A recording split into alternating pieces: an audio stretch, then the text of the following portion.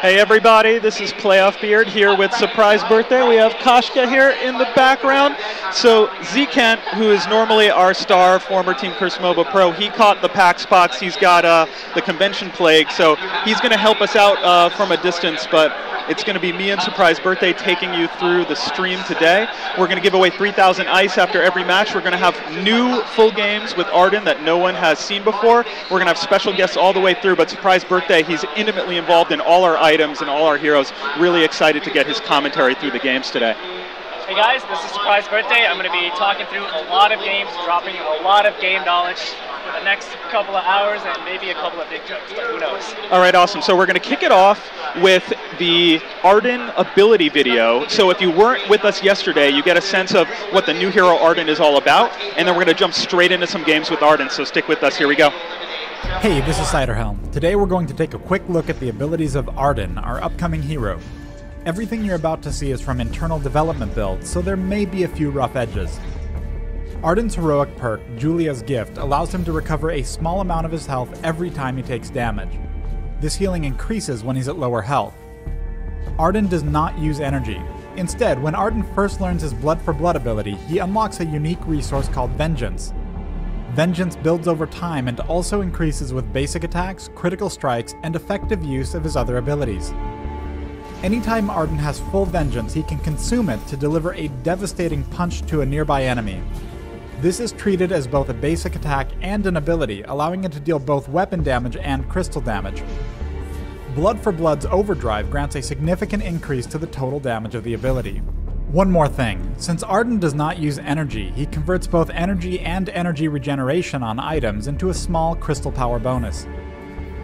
Arden's other basic ability, Vanguard, allows him to dash to the defense of an ally.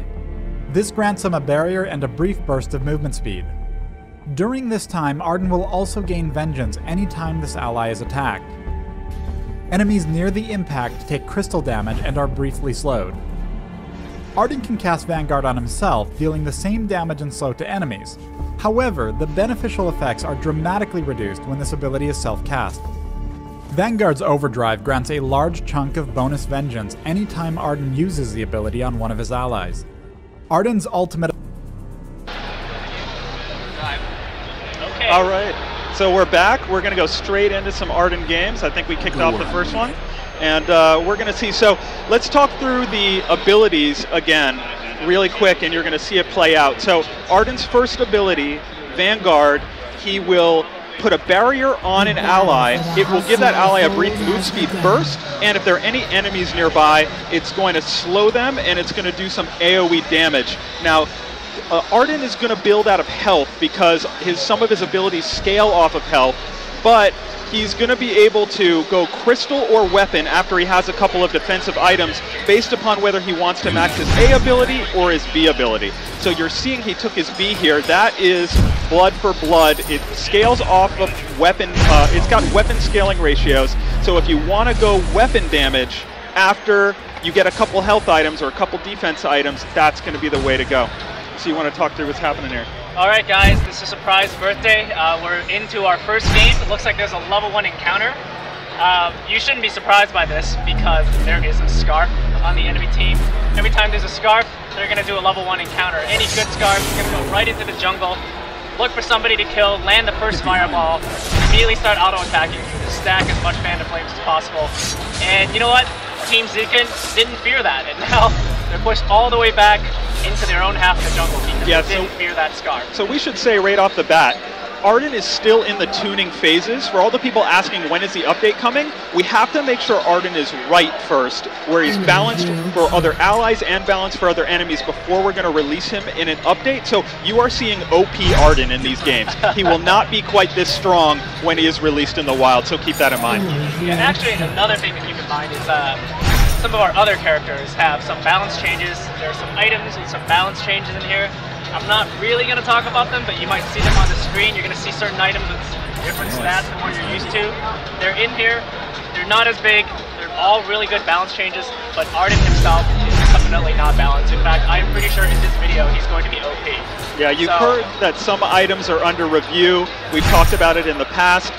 So see if you can pick up, what might have changed based upon what people are building and what's happening. We haven't talked about Arden's ultimate yet. He's going to get that soon, and then we will. But if you were with us yesterday, you saw he can drop down this perimeter, can isolate enemies, can protect allies, can set up fights the way on the terms that he wants to fight. It's going to be really fun to watch that play out today. Get off my lawn. So people are like laughing about Catherine and Arden on the same team. I don't know. I think they could be pretty good, even though in the lore they're supposed to be mortal enemies or whatever. But I think it could be pretty good. Once they both hit level 6, you're going to see some crazy wombo combos with Arden trapping an entire team inside a stun fence, while Catherine does the perfect AoE silence. I think it could be pretty good. It could be a lot of stuns. And we heard you yesterday that you wanted games with and against Catherine. You will see that. So you stay tuned. We're going to have we're going to give away a lot of ice, and you're going to get to see all those kind of matchups, either lore-based or otherwise, that you would want. Go ahead. Sure, no, so you see right there, Arden using Vanguard to rush to the aid of his ally there. He can use it to close distance and protect, and he can also self-cast it, although he gets reduced benefits to himself, but it helps him clear jungle really nicely. I want to talk about that scout trap that they just stepped on in the middle of the Tri-Brush like 10 seconds ago. Great place to put a scout trap generally because a lot of people traffic through there. However, if you put it dead center in the Tri-Brush, people are going to step on it like that one right there. People are going to step on it all the time. If you really want vision, stick it in the corner. You can see the Tri-Brush. People only have a 1 in 3 chance of actually stepping on it, and it's going to be like a ward. You're going to get a lot more vision out of it than if you just put it in the middle and somebody steps on it once and it's gone. Can you talk a little more about where you like to put scout traps and just kind of the role that it plays? Because I think it's a really underestimated element of the game. Yeah. So I've got a couple of favorite scout trap locations, and I'm going to point them out as the camera actually pans to them. But the first one is, as a laner, I oftentimes buy my own scout trap. Or if I'm supporting my laner, I'm going to put the scout trap on the bottom mustache brush on the enemy side. It's really awesome with your saw, because as soon as the enemy sees that you put a scout trap there, they're going to want to step on it just to pop your scout trap. As soon as they do that, suppressing fire them. They're going to eat suppressing fire damage. They're going to be too slow to walk away from the scout trap that they already know is there. They already know how to dodge it, but you're going to slow them and you're going to tag them with that trap. It's great. So you see on Zeken's team here, he has a glaive. Now, this is one of the nicest synergies for Arden, because he can drop his ultimate, create that perimeter, which you'll see when he gets to level 6, and Glaive can use that afterburn knockback, punt people into the wall to stun them, or he can drop his ultimate outside of enemies and allow Glaive to punt people into the outside of the wall and stun them. Really powerful synergy. Some other synergies that I like, a Arden with a pedal, get that, drop that ultimate, and then spontaneous combustion inside that ring. The enemies have nowhere to go. It's super, super nice. And an Adagio, if that Adagio is protecting himself with a reflex block through that long channel time, where you have the perimeter and then you have the Adagio ultimate inside. Super, super nice. Yeah. Okay, so Arden, perfect wombo combo setup. I want you guys to think of all the different ways you can just AoE an entire enemy team while they're trapped inside of a zoo. And there's just so many different plays you can do with Arden. Pedal bombs, Scarf ultimates, Catherine ultimates, Crystal Glaive. I know that's not a thing anymore, but it still happens occasionally. You can do a lot of burst damage while everyone's trapped inside a ring. In fact, I think Crystal Glaive's ultimate has almost the same radius as the Gauntlet, so they're almost perfect for each other. So I would love to see some experiments. I know every time the hero comes out post-release, players discover all sorts of new strategies that we haven't even discovered yet. I'd love to see what you guys come up with using Arden's Gauntlet. It's gonna be awesome. So here we see an enemy Arden rushing out. There is the ultimate. He drops the Gauntlet down, traps all 3 enemies in that perimeter. They have nowhere to go unless they want to hit a wall and be stunned, and created a fight on his own terms. So that time, I'm not sure about that Gauntlet right there. If you're going to trap the entire enemy team, so there are 2 ways to use it. You can isolate the enemies and separate them, or you can trap the entire enemy team and have your teammates do their massive AoE ultimate. That time, Arden dropped his ultimate right when his teammates were level 5. Scarf didn't have his ultimate, Catherine didn't have his ultimate. he should have saved it and waited for his teammates to also hit level 6. That's a really good point, and what you saw just there was Seekent's Arden using his ultimate to try to prevent the enemy team from escaping, getting back to the safety of the turret. That wasn't a perfectly optimal use, but it's a really nice use to try to prevent those escapes from people getting back to safe haven. So yeah, that's the other thing. Always watch your teammates' levels, especially if you are playing Arden, especially if you have a wombo combo set up. Always watch your teammates' levels, just like how you should watch your teammates' items, watch your enemies' items, watch your enemies' levels. All these are things that you need to learn to take into consideration in high-level play. One more thing I want to point out, you saw Fury there. With Saw, he was basic attacking without using the spin up there. He was just kiting, and in doing so was making sure he didn't get trapped in slowdown where he can be very caught out in lane very easily. It's something people don't think about a lot. They get so attached to having that increased attack speed that they can put themselves in a very vulnerable situation. So pay attention to Fury rolls in this match and how he uses Saw, because that spin up is an incredible asset to Saw, but it can also be a skill trap if people don't use it properly. By the way, to answer some of your questions on the stream, we are streaming from PAX right now. That's where we are. If you see people walking around behind us, or just standing behind us, those are PAX goers. Yeah, so and for anyone who might be catching us for the first time because we were promoted in the Twitch stream, and I don't know who this guy is. So here is Captain Nito, of course, the lead hero designer, the game design mini boss. What are you guys doing? My boss. What are you guys doing? What are you talking about?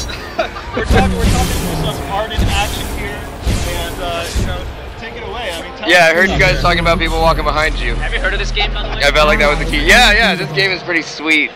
This game is pretty badass. Yeah, so sorry, just watching the game. So tell us just what you're excited about with Arden in particular, and what people have to look forward to from your perspective as the lead hero designer. Okay, well, I'm gonna steal your mic. That way you don't have to crane weird. I have no idea what you guys have already said. Where Arden shines for me is coming down to him changing the way battles take shape. I think that part is really, really fascinating. I mean, the rescues are going to be amazing. There's going to be super clutch plays around it. But with his gauntlet, he's going to be able to literally take battles that were going to be either not aces and turn them into aces, or take enemies that think they're going to be able to escape and specifically make sure that that does not happen. There's a lot that's going to happen there. I mean, think about what's going to happen for Taka. He's very acclimated to being able to just leaving whenever he wants. But now, if his box runs out, you know, he's going to be stuck in this arena with a dude that has a massive fist that just wants to punch him in the skull. There's so many things that are going to change the way the battles take shape. It's going to be a lot of fun. So real quick, for those just joining us asking, how do I win ice? After every match, we're going to give away 3,000 ice. It's 3 lucky winners of 1,000 ice each. It's completely random. All you have to do is make sure you're following the Vainglory Twitch channel and watching the stream live, and you're eligible from anywhere in the world. And then I just push a button and it tells me who the winners are. So there's really not anything more to it than that. So you can just enjoy the stream. You don't have to do anything else, and you'll be eligible to win ice. And for anyone who is checking us out for the first time, maybe you caught the Twitch broadcast where Captain Nito here was talking on Twitch main stage. This is a 3v3 MOBA for touchscreen devices. Oh, take us through that one right there. So a really nice Arden ultimate, catches the scarf, gets him stunned, finishes him off. Real nice there.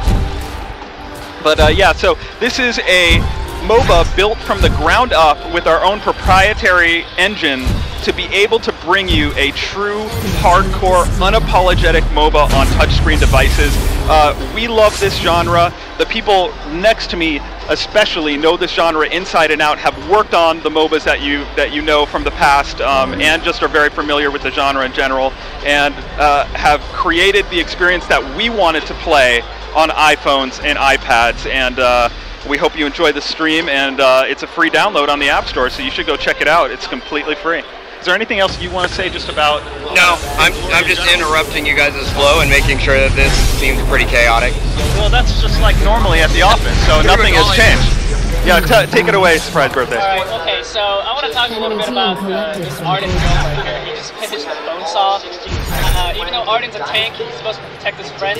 This Arden in particular decided to buy a Bonesaw, and I call that the selfish Arden build. Basically, he's getting some attack speed, so he can charge up his Vengeance faster. And once you charge up your Vengeance, you can use your B and punch people, which deals weapon damage. And since you have a Bonesaw, you can some of their armor and you do extra damage from that. So, you know, I know Arden's a protector, but hey, sometimes just being the killer is way more fun. So, I guess Zekin decided to try a little bit of a selfish build here. You know, so when we play The Office, and especially when we play new characters, we don't always play, you know, the textbook correct way to play a character. Sometimes we just like to mess around, try different builds, and who knows, maybe we find something totally OP. I'm not sure about this one, but hey, it works. You know what, killing people is more fun than protecting sometimes.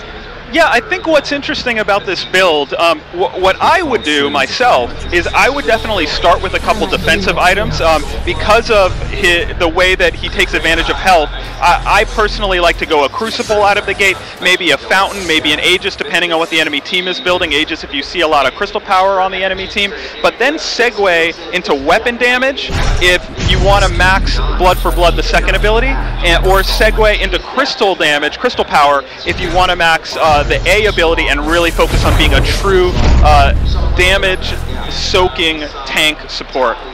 So I don't think my mic is working, so can we just drop the mic and put it on the table? Sure. Yeah.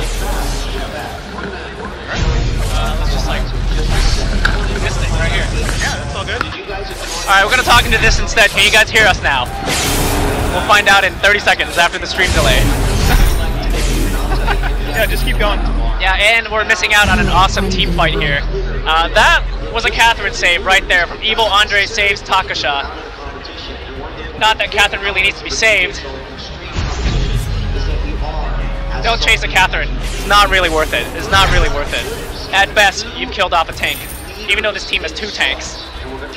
So I see a couple people asking about Julia's gift, about that heroic perk. Can you talk about that for a minute? Yeah, so Arden's passive is very interesting. It resembles a damage block, so essentially every single time he takes damage, he will heal for the exact same amount that he took up to a limit, and that limit is 1% of his maximum health. So if you're dealing damage to him that is really, really small, like 1% of his health, you basically deal no damage to him. Anytime you damage him, you have to use big shots, huge bursts. You cannot use like little things like pedal minions, damage over time. All that stuff is going to do nothing to him. You have to burst him down. What makes it interesting is that burst damage oftentimes costs energy, and Arden's kind of tanky. So trying to kill Arden can get really, really expensive, and you really don't want to kill Arden first. Even though he's always in your face and he's asking to be punched, don't do it. Kill his teammates first.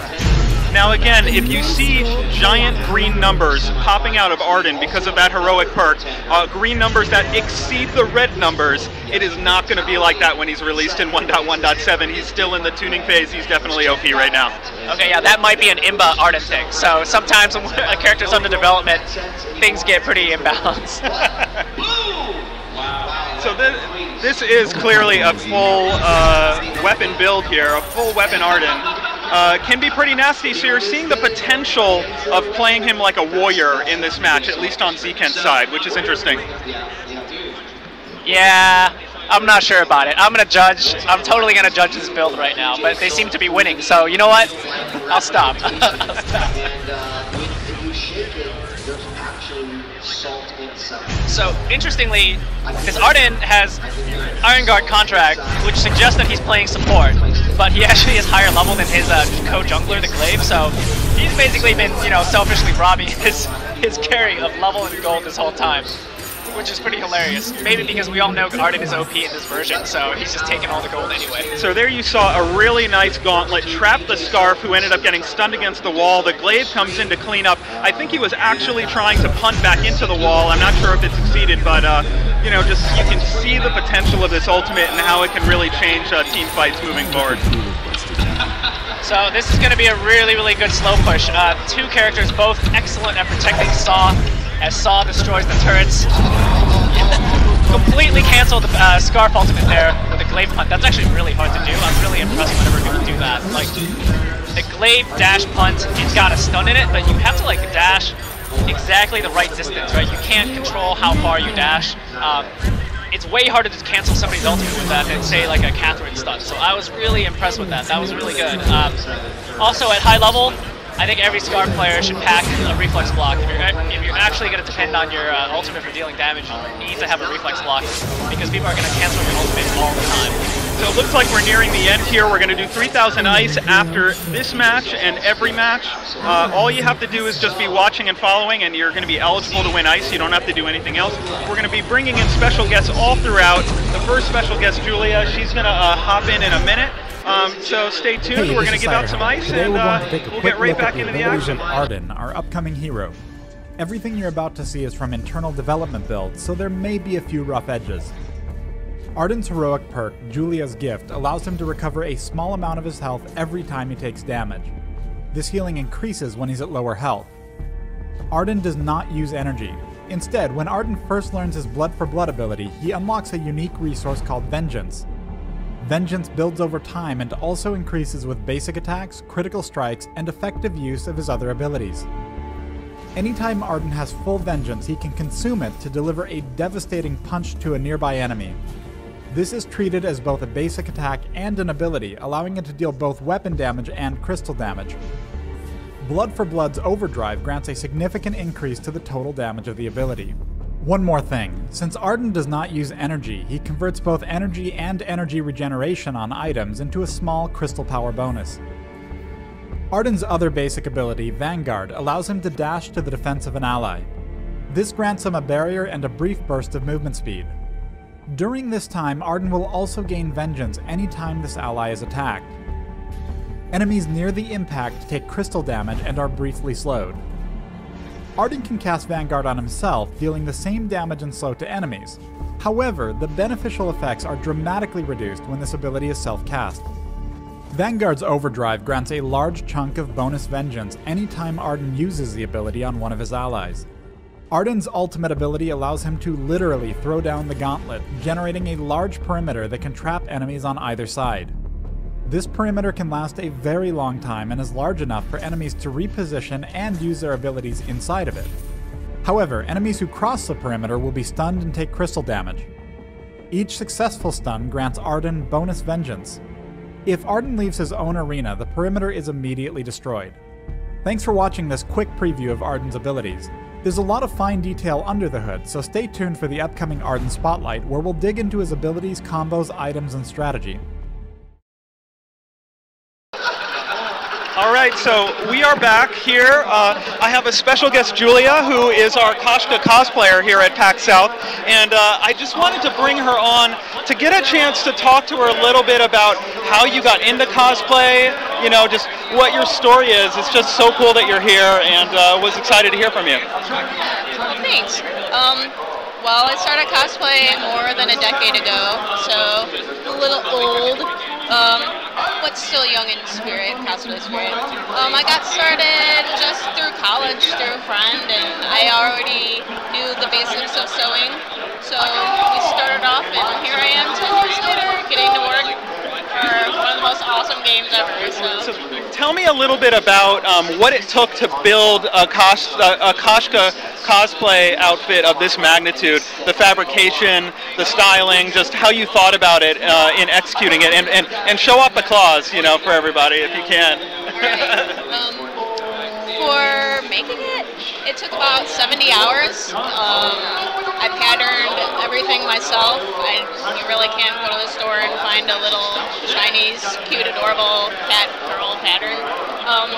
And the most challenging thing by far were these gloves. They were just crazy. They're all completely, you can't like find instructions for it. So I spent a lot of time making a lot of mock-ups and like cardboard and stuff before going the real way, but it ended up pretty cool.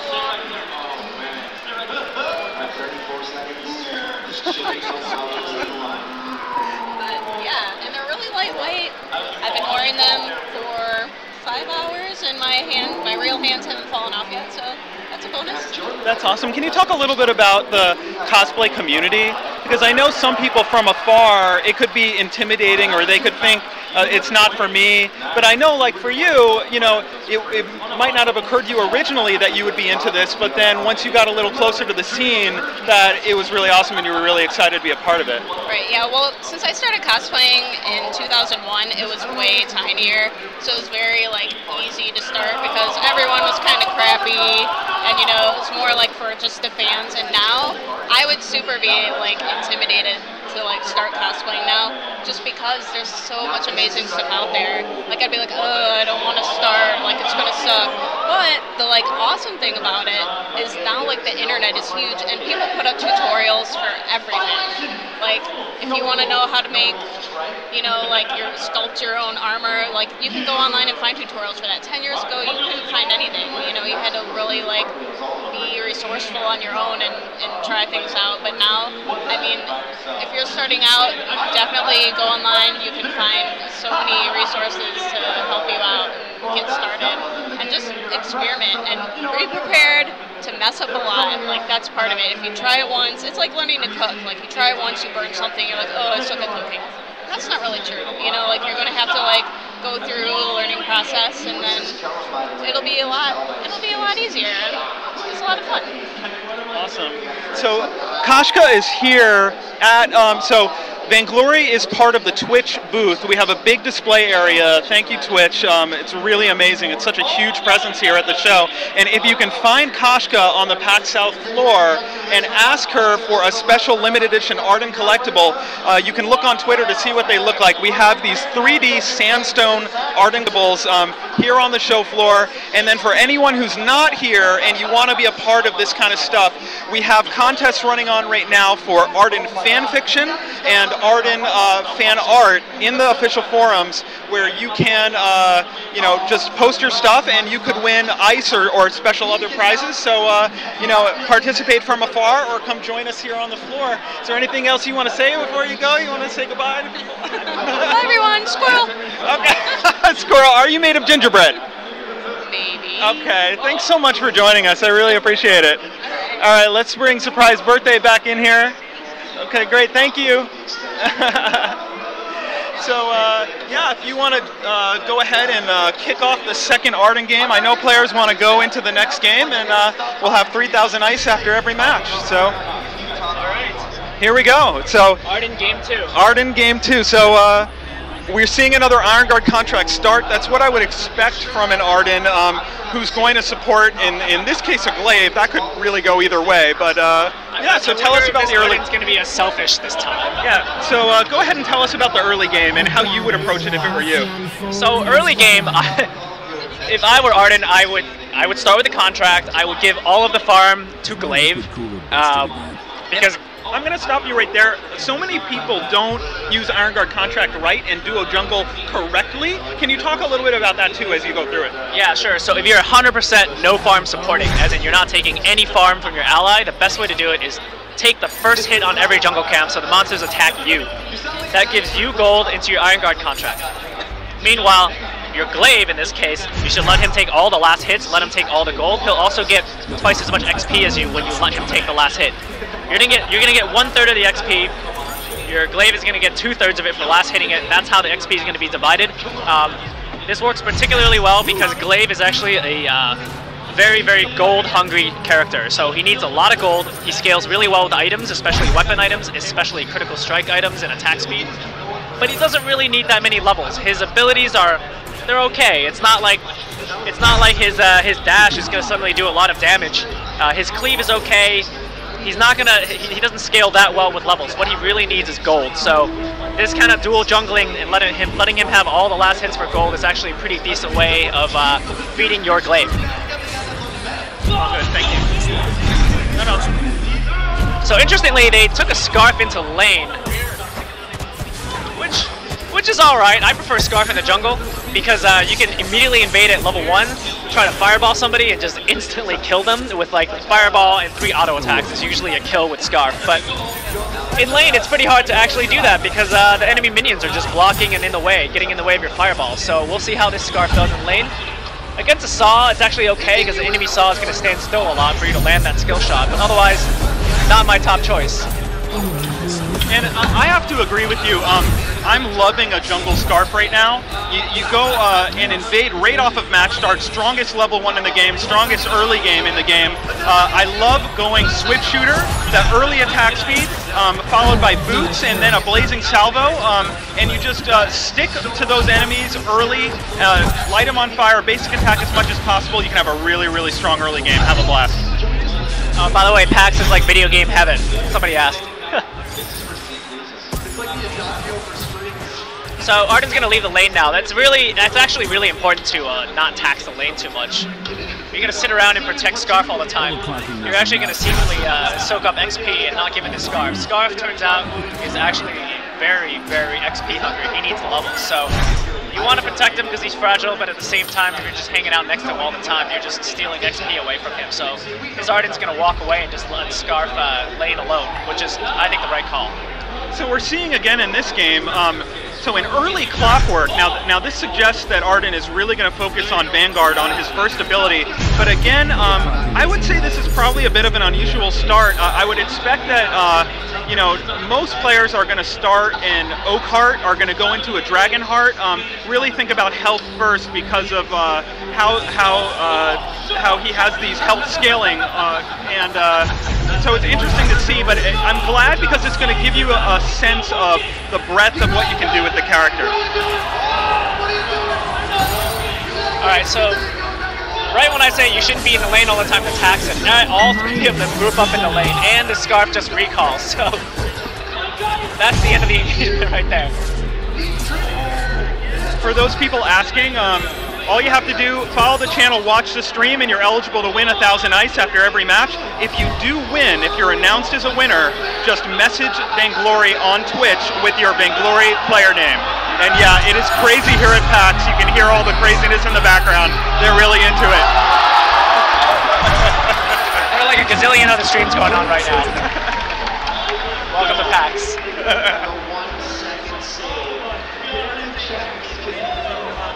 Doing some shopping. Okay, going health and cooldown this time. This is actually interesting and worth talking about. This is an actual protector Arden build, not the selfish build from last time. Health is really awesome on him because of his passive. It scales with a percentage of his health. So basically, the more health you have, the stronger the barrier that you give your allies will be. Cooldown is also a great way to just have that barrier up more often. So this guy is actually all about protecting his friends. Like right now, he better protect that glaive. Yes, he does. Okay, good. I would have been so disappointed if he didn't. That glaive would have been dead right there. So keeping the glaive alive there, and so Vengeance is used for his second ability, Blood for Blood, answering RJ the Sing here. So his other abilities, they don't use energy, it's all cooldown based. But if you do buy energy, like you're going Frostburn or you're going Eve, it will transfer a small crystal power bonus instead. But that Vengeance is entirely for his Blood for Blood second ability. Hey, I saw somebody mention boots first on Scarf.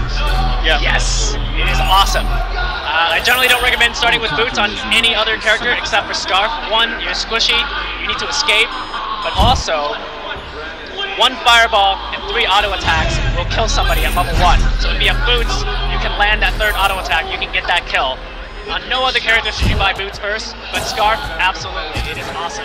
So the Neon Squirrel's asking what's the difference between the 40% cooldown reduction that you see in other MOBAs versus cooldown acceleration, something that you have been intimately involved with from the beginning. Can you talk a little bit about that real quick?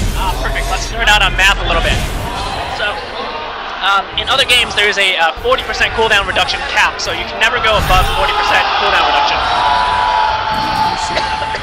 The reasoning for that is cooldown reduction actually has like increasing returns. So think about what you really want is to cast more spells. Like how many spells can you cast per second?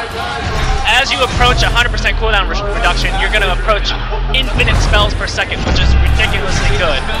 The more cooldown you have, the better it gets. We want linear return. So what happens is cooldown acceleration works exactly like attack speed. If you have 100% cooldown acceleration, you will cast spells twice as fast. Just like if you had 100% attack speed, you will attack twice as fast, or plus 100 attack speed, so to speak. So it works exactly like attack speed. It linearly increases how often you can cast your spells. So you can choose. You can have a little bit of cooldown, you can have a lot. They're all viable. Whereas opposed to cooldown reduction, you tend to either have none or you get as much as you possibly can, because the more the better if you're going down that route. All right, so this Glaive has been really successful with the afterburn knockbacks in this game. You see him putting the pedal into the wall there, and it's over. A good Scarf ultimate as well. If you look really closely, you might notice some changes to Scarf, including his ultimate. We're not going to get into it now, but there are some things that you might notice in this match. You might have noticed that it was kind of good back there. So for the people asking about tournaments and the competitive scene, we're super excited about that, but obviously we have to do more for you. We got to get spectator mode in the game. We got to do a few more things before we're really in a position, before you start seeing any official Vainglory tournaments or anything like that. But we're really excited. We didn't expect people to be doing tournaments already, all of these 1v1, 2v2 tournaments popping up so that they can simulate a spectator mode. And thank you for your support of the game, and we're really excited about the competitive scene moving forward. I do not know what that ultimate was for.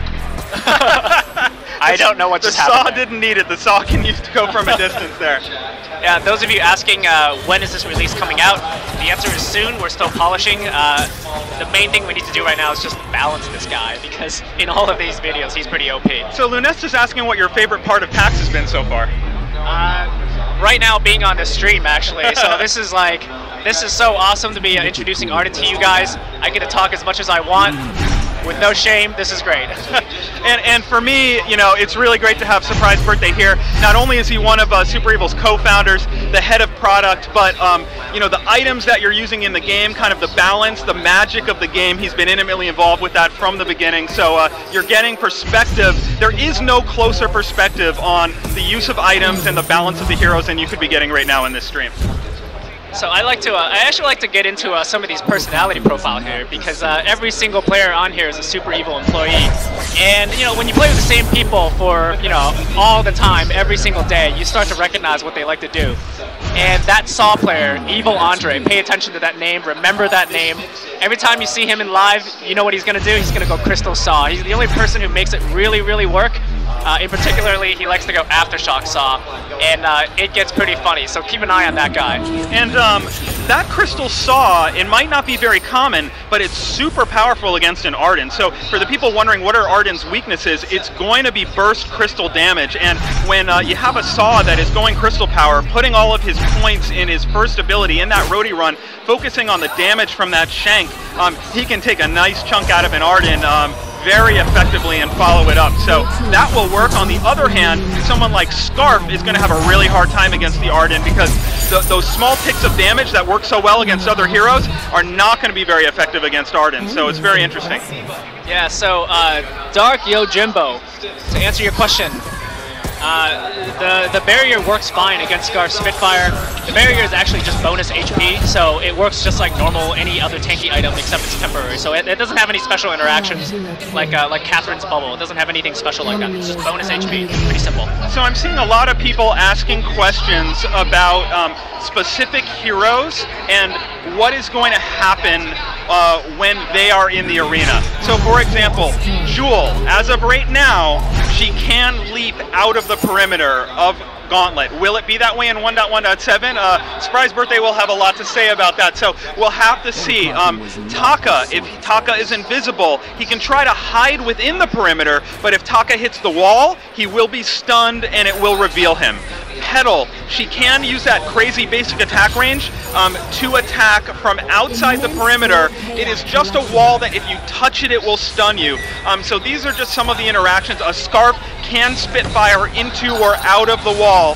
So it is like a normal area of the map, except when you touch the perimeter of the wall. So it can define the team fighting zone, but otherwise you're going to be able to do what you want to do. Now with a Koshka or like someone like Koshka or a Taka with X-Retsu who can target, say, a jungle monster, yes, you could pounce outside of the perimeter and escape, but you will get stunned on your way through the wall. So it will be dangerous, but it might work out for you.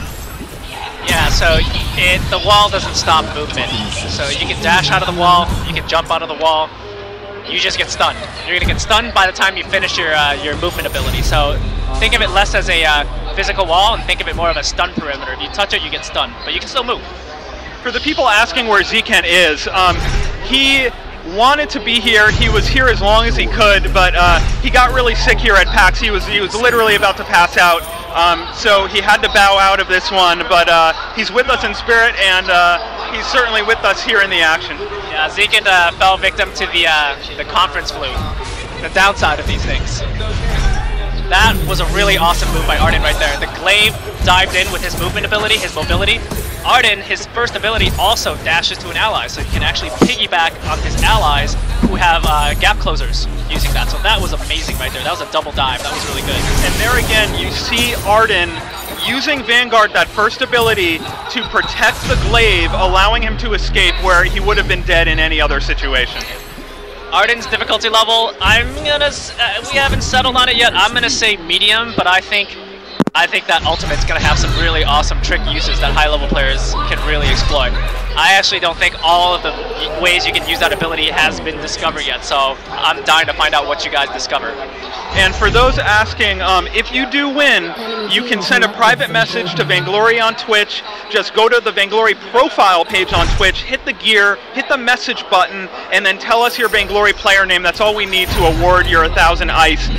But you do have to win. It's 3 randomly selected winners after each match, and we will announce it. We'll also put it in the forums and the Vainglory Games subreddit after the stream is over. And for the people who are mentioning, allies and party queuing, look at the ultimate team queuing thread in the forums. There's one for every region, lots of players posting their IGNs in there, and it's people who are reliable, dedicated players. Oh my god, so a few minutes ago you saw that Crystal Saw, what that Crystal Saw can do with the Shank. But yeah, if you're looking for reliable allies that you know won't AFK, that you know understand the fundamentals of the game, check the ultimate team queuing thread, really good spot. Terminator 0411, very, very observant of you. Yes, that is true. Another question, can you reflex block through the wall? Yes, you can. So if someone puts up a wall and you want to escape it or you want to enter the wall to help your friends, use your reflex block as you cross the perimeter. You will be completely protected from it. And yes, that awesome is item. That item is awesome. Both of those. Yeah. Grammar, whatever. All right, another fight here. The pedal gets knocked back again. Lollington having a really good game with Glaive here. Is there a special interaction between Arden and Catherine, I'm reading? Obviously, if you're reading the lore, some heartbreaking stuff there. Arden is now a single father, and Catherine had a lot to do with that. If you haven't read the lore, the link is right below the stream window. So read that when the stream is over. I can tell you this, there are additional voice lines for Arden that we've recorded, so you might get some surprises in the future when it comes to potential interaction there. All right. There was a question I wanted to answer. Where did it go? And in the meantime, while he's searching through that, so there you see Glaive with the Afterburn taking out his enemy. They're turning on the Catherine now, who's trying to use her shield to stay alive. But there is Arden granting the move speed buff to the Glaive, which is just enough for him to get in front far enough to use Afterburn. And then Arden follows up with dropping the gauntlet. Catherine has nowhere to go. She gets stunned and finished off. So a really nice sequence of both Arden being played well and Glaive being played well by a couple deaths. Oh, yeah, so the question was, hey, is that Scarf ultimate a little bit different? Is it a little bit better? Does he get a speed boost? You're very observant. But this is also just like a test build, so not every change in here is going to make it, but very observant. Awesome of you guys. But yeah, the theory behind that, obviously, after that long inhale, it's hard for Scarf to keep up with enemies and actually get them on fire with that ultimate. So at least in this internal build, you are seeing a move speed, a brief move speed buff on Scarf after triggering his ultimate. That is still under review. It's not guaranteed to be in 1.1.7, but these are the kinds of things that we're thinking about. Trying to remove frustration points, make the character more fun to play, but without compromising the balance of that hero versus other heroes. Yes, Arden's heal is instantaneous. The moment he takes damage, his passive will heal him. So If you're dealing damage to him where each instance of damage is below 1% of his maximum health, you will literally do no damage to Arden. So keep that in mind when you fight against him. Hey, one little known fact about the minion mines, in fact all the jungle camps, the longer they stay alive and the longer nobody kills them, the more gold and XP they're worth. So keep that in mind the next time you're thinking about stealing that minion mine. If it hasn't been taken in a long time, it's actually worth quite a bit of gold. It's a pretty good deal. So for Josh, the difficulty level that you see in the game, that is just a guide to give you a general sense of how complicated it is to play a hero or to fully understand that hero's abilities. It's not truth. It is just a suggestion, and you can think however you like about those heroes. Earlier you just saw, oh my god, saw Shank. Nope, he missed it. Somebody needs to make that into like an awesome animated GIF where Saw just dramatically runs at you with a knife and then at the last second, decides to change his mind and switch to a gun and shoot you. So you saw a Scarf there, lit the enemy on fire, getting those basic attacks to fan the flames, and then Arden jumps in with Vanguard to give Scarf the move speed burst he needs to stick to the target and secure the kill. Really nice sequence there with the Arden. But here comes that Crystal Saw again. Oh my goodness. Evil Andre and his builds, okay? He's so good at the game. You can't tell if he's trolling you or not.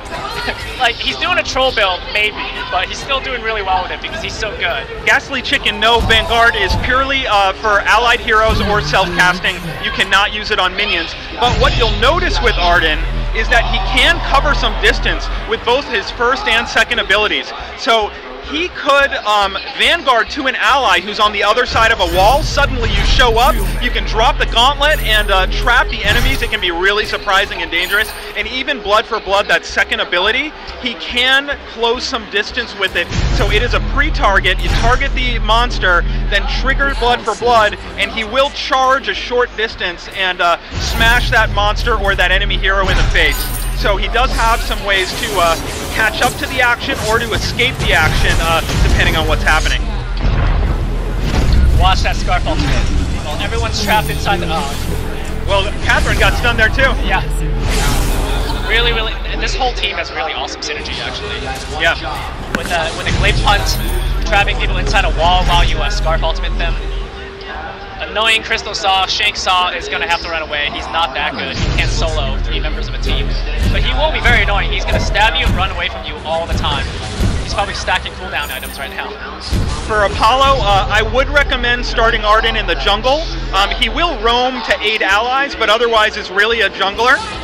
For anyone who's joining us late, we are giving away 3,000 ice after every match. We're going to have special guests. We're going to keep showing this new unreleased hero Arden who is coming in the next update, 1.1.7. And if you're like, what is this? This is not a PC game. This is a touchscreen game. This is an iPhone and iPad MOBA, a hardcore, unapologetic MOBA for iPads and iPhones. And yes, that is loincloth that he is wearing. That is how manly he is. What? Okay, there you go. Crystal Saw shanking people for half their health. Evil Andre has basically finished his Crystal Saw build, and he's basically going to be able to stab people. Watch this right here. Oh, that was a really good reflex block, actually. It would have killed him. Have you seen what that Saw build is, or can you speculate? Because I haven't seen the scoreboard in a bit. I haven't seen the scoreboard, but I know exactly what that build is. It's Aftershock first, and then a Clockwork, and then into a Broken Myth. Yes, Broken Myth. It's an item that nobody builds, but it works on Crystal Saw, it works on Shank Saw. It's awesome anytime you have characters that deal % health damage, because % health crystal damage doesn't usually scale with buying more crystals. So the only way to increase that damage is to pierce shield. And every time you shake somebody a saw, you're going to do % health, % missing health damage. So it's a lot of damage, but the only thing stopping it from killing someone is all the shield that the enemy has. And shield piercing is an awesome item for that build. There is no one better to answer the question that Josh just asked in chat, which is, have you guys considered adding more items to the item shop? We are considering adding more items, and there are going to be some pretty interesting ones, but it's not the priority right now, but we're talking about that all the time. We will add new items, it's just not going to come out in the next weeks. Oh, so there you saw Kraken because there was no vision on the gold mine. So having that scout trap in the gold mine pit can help you, alert you to when people are trying to sneak a Kraken like that. But again, a really nice gauntlet there by Arden, followed by a glaive punt into the wall. Going to be one of the funnest synergies for you guys to play with, trying to get that glaive to punt people into the wall for the stun. I know, nobody ever buys Broken Myth, and it makes me really sad, except for Andre. For the people asking what Cheater and Cheater Lethal is, those are items that we have in our internal builds of the game purely for balance testing and tuning. It'll let us level up faster. So there you see Arden. He isolates the Catherine with a gauntlet, stuns the Catherine, then he uses the self-cast on the Vanguard to give himself the move speed burst to stick with the Catherine despite her using Merciless Pursuit. He's got the cooldown acceleration that he needs to self-cast that Vanguard again, and now you have a chase. So here you have the lore battle playing out, but here comes the Saw not playing fair. But there's a little bit of a lore battle playing out for you. I know you wanted to see it. We just saw two protectors tickling each other for like a whole minute. That was awesome. Stimulating gameplay right there.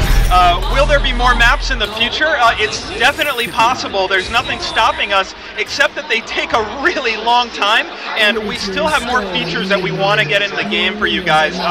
We know that there's a lot more things that you're requesting that we really want to get you, so we are such a small team, it would divide our resources, so you're definitely likely to see more heroes and more highly requested features before you see any new maps or any new game modes.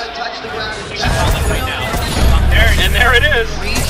Tell me why you thought that was a good time. So, two members of the team were there. I knew that the Crystal Saw had recalled recently, and he's probably like running and trying to make his way to join the team fight. So if he gauntlet at that exact moment, he would have been able to separate the team and make it a 3v2 temporarily. So it sounds like some people joined us late. Can you just recap Arden's abilities for us and maybe add just kind of how you think about him a little bit? Yeah, sure. So I'll talk through Arden's ability in order. His passive basically heals him every time he takes damage for up to 1% of his missing health, but no more than the damage he just took. So basically, any kind of like small machine gun damage doesn't work on him at all. You have to do big, infrequent shots to actually kill him, especially when he's already low health. It just makes him really, really tanky, and he's a tank. You shouldn't really attack him anyway. His first ability is basically the coolest playmaker ability that's not an ultimate. He dashes to an ally, puts a barrier on the ally, speeds up the ally, and then slows and damages all the enemies nearby. So everything you possibly need to save a friend who's about to die. It also can go through walls. If your ally has like a gap closer, they can dash in, just follow them and go right into the battle.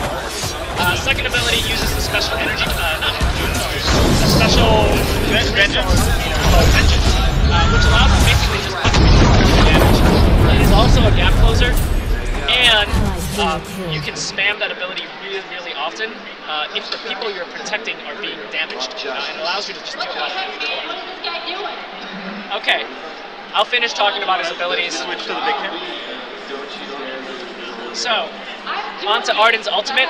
You're going to see a couple more games of that. So basically, he leaps to a target location, puts up a perimeter around him. It's a giant perimeter. It lasts about 7 seconds. So that is basically the length of an entire team fight sometimes. And any enemy that crosses the perimeter will be stunned and take damage. You can use it to trap an entire team, so you can wombo combo them with your AoE ultimates. You can use it to separate teams and isolate them, separate the melees from the range.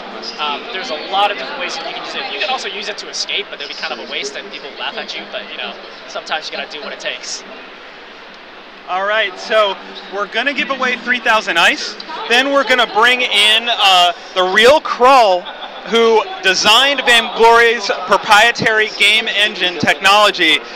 We have no limitations to what we can do with Vainglory because of the engine that we built from the ground up for touchscreen devices. So we're going to bring him in, and we're going to give away 3,000 ice, and then we're going to do some more matches. We're going to mix it up. We're going to do some matches with Arden, some matches without Arden, but we're here for 3 hours, so we're going to get a lot more questions in, and we're going to play a lot more games, and it's going to be really fun. Special guests, ice, and then stay tuned after our broadcast.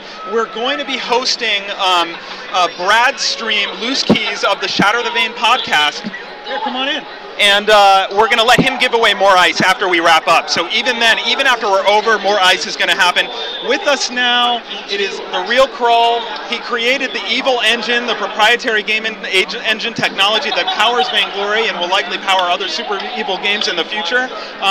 Just tell us a little bit about you, one of our co-founders, and about the engine, and what it means for Vainglory and Super Evil games in general. Oh wow, yeah, of course. That's a long, very short question with a very long answer. That's what I wanted, because I got to give away ice. That was deliberate. and you have 3 hours to fill, right? Yeah, so I started the Evil Engine a long time ago, even before we founded the company, and I worked on it for like on and off for like a couple of years while I had another job, and at some point actually, so Captain Nito and I are actually really good friends, and we used to work at a company together, and I basically showed him the engine, and he was like, holy, that's actually really cool. Like, we could do certain things with that at that point were really hard to do on mobile, and we kind of bonded over that, because Captain Nito, like, even though he's like our head game designer, he's actually also a really good engineer, and so we started talking about the technology and how we could use this technology to make really great mobile games. So that's kind of how we started bonding over it. And actually, at some point, Captain Nito and I basically just both quit our jobs, and we were like, we're going to do this full time.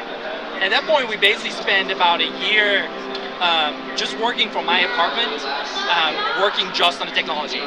And we had sort of an idea what we wanted to do and like what type of game we wanted to make, but we weren't sure yet. Like there were a couple of projects that we explored, and Captain Nito would like make like paper prototypes, like where he would write down the rules, and we would like think about it and talk about it.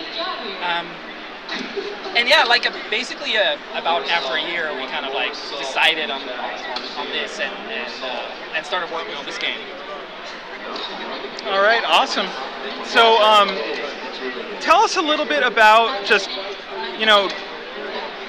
what it's like to work with these other founders. They all have kind of such different roles. It's kind of like forming Voltron, and obviously you are absolutely essential to that. But it's really cool, just kind of the different gears that got put together here. And and then when did you know that Super Evil could really be something that could be a game changer, kind of just based on those people?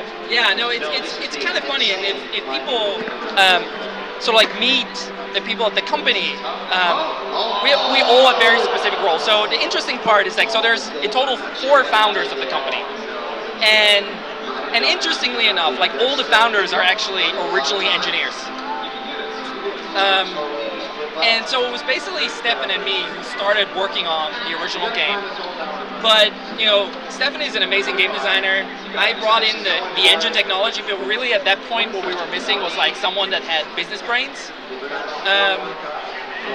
And so we actually reached out to another friend of ours, which I think on the forum he is known as Nansen, right? Yes, Bo. And, yeah, Bo. I don't think he's on the forums that often, but that just means that he's a very, very busy man, because he's basically the CEO of the company.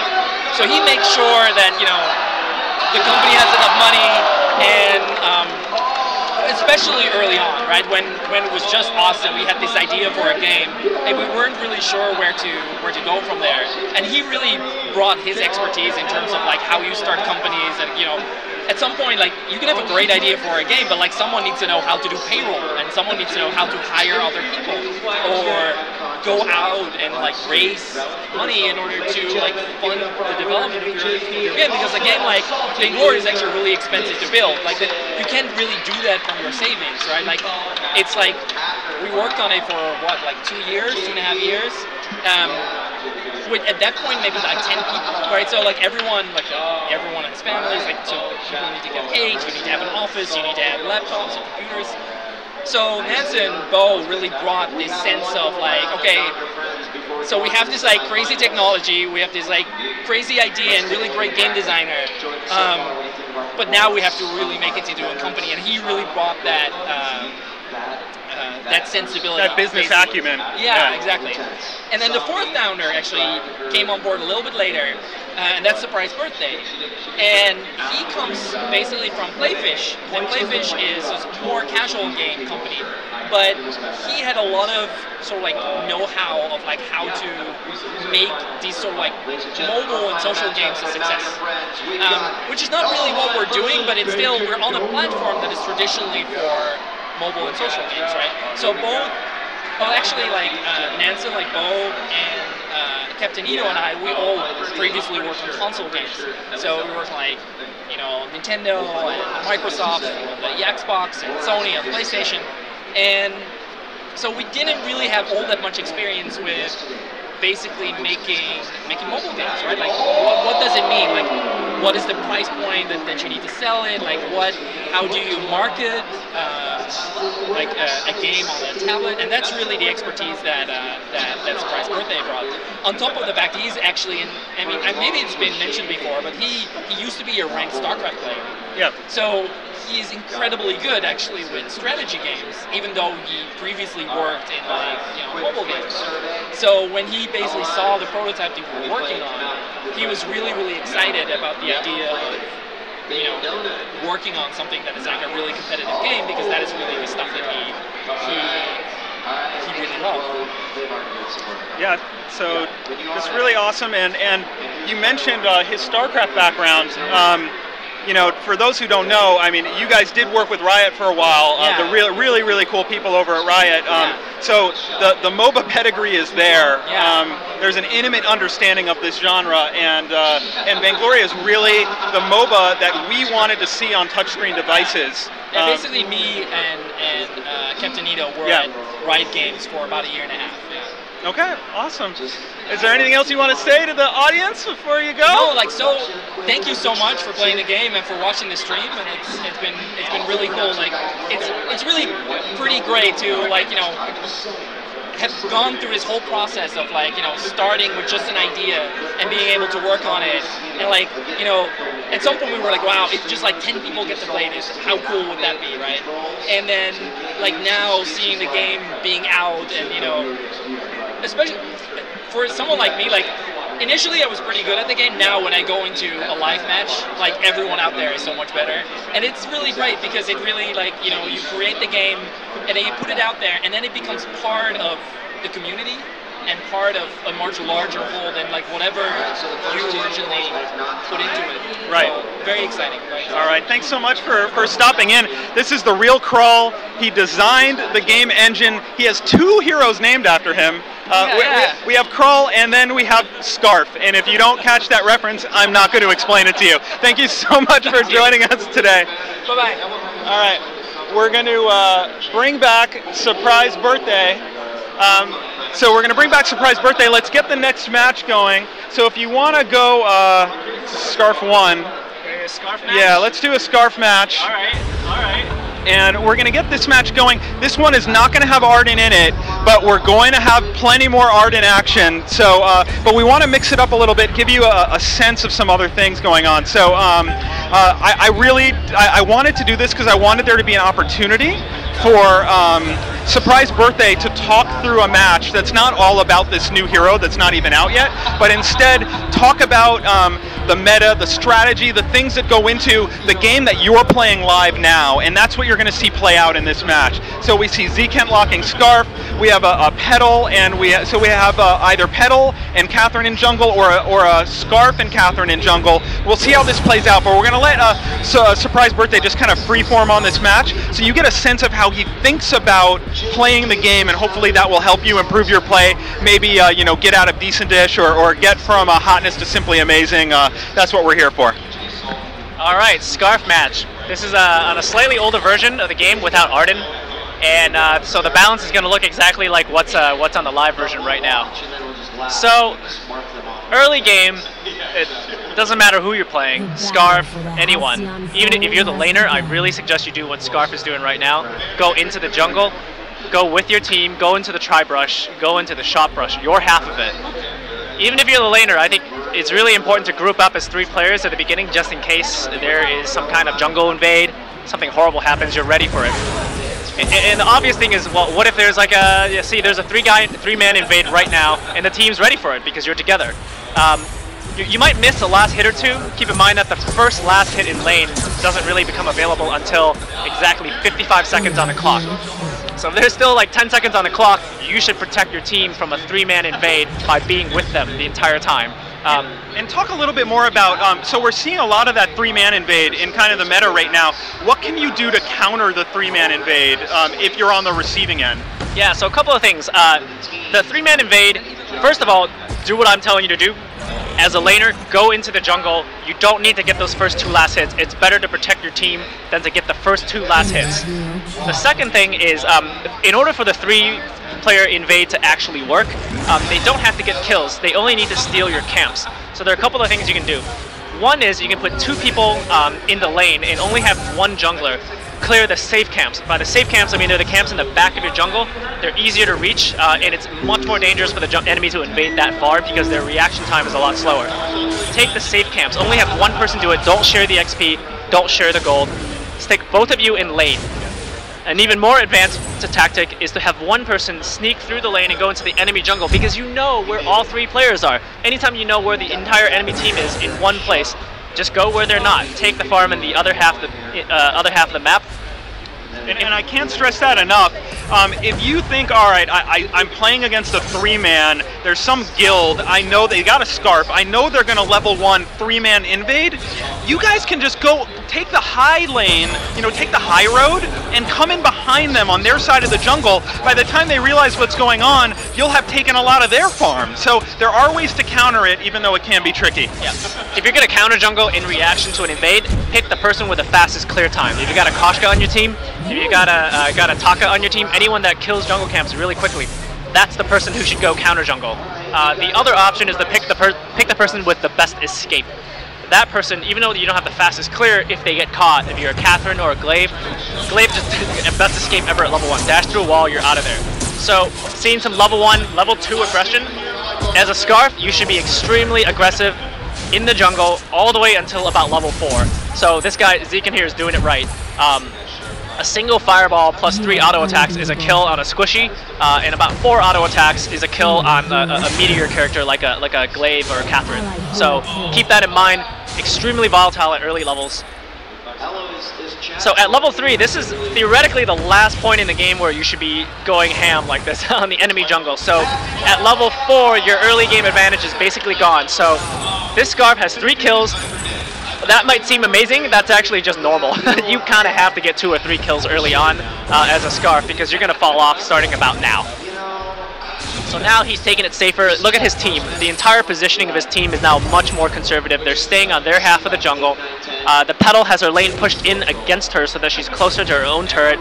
Everyone's playing very safe now, so we're all good. We have a guest. We have a couple guests joining us here. We have DZ Live from Twitch, and we have a Geeky Chick from Twitch representing our Twitch Vainglory streaming community today. I want to hear from you guys, and I just want to say thank you to all the people streaming Vainglory and the people coming on board. Dr. Dita, LOL Gibbs, we got Brad Loose Keys, we have Tricky Zerg, we have Prophet Jester, special place in my heart for the Prophet Jester. Who am I missing? Tell me. Shin. Oh my God, Shin-Con. Shin-Con, my jungle partner. I love you, Shin, if you're out there. But Lady Wabish just started streaming yesterday. Congrats on your partnership, and thank you so much for streaming. I know I'm forgetting people. Oh, the Wicked Games guys. There's so many now that are popping out of the woodwork. Textbook. Textbook Scar. Textbook out of Australia. And then Donjon has been streaming in both German and English. Donjon, he just represents the German Vainglory community so well, and his YouTube videos are fantastic. And Alvaro streaming in Spanish, and just with the phenomenal Spanish videos. We appreciate all of you guys so much. We have a couple guests here representing all of you today. Thank you for streaming Vainglory. It's so entertaining and so fun. So DZ, for anyone who missed yesterday, tell people about what's special about your stream, because it is, your Vainglory stream is special. All right, so if you're watching my channel, DZ Live on Twitch, I have an instant replay feature with a kill cam. So basically, if you get taken down on my stream, we go back to the replay and we play it in slow motion on the fly. And everybody cheers for you in the chat or roots against you. And you have a 3-pedal USB system set up, so you never have to take your hands off the device while showing instant replays. It's crazy stuff. That's right. So when you're broadcasting, you can't get your hands off the controller or the phone. So what you do is you get a USB foot controls, and that's how you punch in and out with all the software to do the instant replay. So I'm actually playing with my hands and my feet, Vainglory. So where can people find you if they want to see you streaming Vainglory? Absolutely. You can see me streaming Mondays, Thursdays, and Fridays. I stream Vainglory, DZ Live on Twitch. Hey, Geeky Chick. Welcome back. I'm excited to see you. I just think you have such a vibrant, phenomenal community on your channel. Just tell us a little bit about you and your stream, how you found Vainglory, and the people who watch and participate with you. I first found out about Vainglory on the Apple phone announcement, and I'm kind of new to MOBAs, but I was excited to try it out, and I love it so much because it's so easy to learn, but once you get into it, you find out, oh wow, there's so much more to this game, but it's easy for beginners. So I feel like my stream represents like people new to the game. We're not MLG, we're not pros, we're just having fun, we're learning, you know, if you win, you lose, we laugh, it's so fun. Super, super entertaining. Really have a blast. Where can they find you, and when can they find you if they want to see you streaming Vainglory? I stream mainly in the afternoons of 4 to 6 p.m. Central Time, but I got an EU account, so I'll be streaming sometimes in the morning, and it's twitch.tv/ageekychick. Awesome. Thank you guys so much for stopping in. For everything. This game is amazing. I try to stop in as much as I can and play on stream with these folks too. So check out their stream. You'll see devs dropping in. Awesome. And we have one more fellow. So, oh yeah. Hashtag Geeky Squad. I see you guys in the chat. Thank you so much. Hashtag Geeky Squad. All right. Thanks so much, man. We're gonna bring in one more who happens to be here live in San Antonio. I guess it's better than dead in San Antonio. Speaking of which, that reminded me, for the person who was asking, if Arden dies, the perimeter will stay up. Just like you can still earn gold with Iron Guard contract even when you're dead. But if Arden leaves his own perimeter, the perimeter will deactivate. We got Fallow here with us. Tell us a little bit about your stream and your crazy Pop-Tarts and stuff, and when and where people can find you. Usually I'm kind of like a late night, so usually I'm kind of catching people when they're getting off work, whatever, winding down, crack open a root beer, and just hang out and just have fun and play the game. Just a root beer? Just a root beer, just in case. Root beers, whatever else, but I usually enjoy kind of having fun. I'm going to look more into fun beginner tutorial type stuff, as well as getting into some more, not really competitive, but we like to have fun, make fun of me, try and beat me, #1 Koshka player in North America, on Twitch, in this booth right now, gonna say it live, on the Vainglory stream. Yeah, that's me. So Shin, if you're watching, we're gonna have to set something up. I leave it to you to figure out the rules, but Shin and Textbook Gaming, figure out how we can settle this once and for all, because I don't think his Koshka's that strong, but we'll find out a way to. Yeah, I'm a Koshka main. He doesn't even start Frostburn Aftershock, so I don't even know what kind of claim he can have to this at all. I saw him build a weapon Koshka once, so yeah. Weapon Koshka beat you too. Do not build weapon Koshka. Do not build weapon Koshka. But all right, so tell people where they can find you. What's the channel URL, man? It is Twitch TV/FallofFerris with a PHALLPHARISS. So thanks for making that easy to spell and find there, man. Probably why no one watches. All right, thanks for joining us. Thank you guys so much for having me here. I love the game. I can't wait to play the new character, and I can't wait to beat you as Koshka again. All right, if you want to stream like these guys, Zkent made a streaming guide in the official forums, so go check that out. Find out how to stream Vainglory. We are going to make it easier in the future, we hope, even easier than it is now to stream. But yeah, so hope you join us streaming or following and watching the people who do stream. So surprise birthday, back to the match. I want to answer a question from the chat earlier. So, If Jewel fires her laser into the Ardent Gauntlet, does it stop the laser? No. It does not stop any damage, it does not stop any projectiles, turret shots, everything goes through the Ardent Arena. It only stuns people.